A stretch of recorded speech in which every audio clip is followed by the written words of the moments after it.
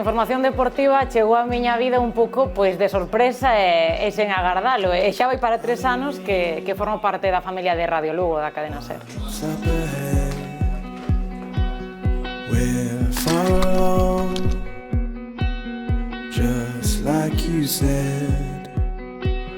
Pois eu estaba precisamente rematando as prácticas dun máster nun periódico, na Voz de Arousa, chamaronme, avisaronme que iba a quedar unha praza baleira aquí na sección de deportes e dixe, bueno, pois voume aventurar e chamar.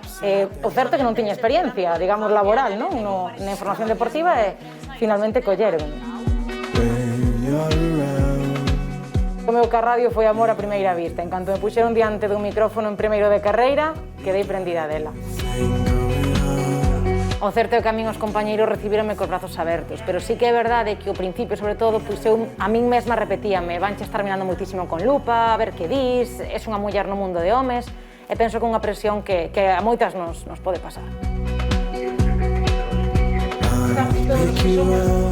En pleno século XXI segue a causar sorpresa que unha muller este á fronte da información deportiva. Eu mesma teño unha vintena de colaboradores e tan só 2 son mulleres. Como dicíamos neste programa de xoves,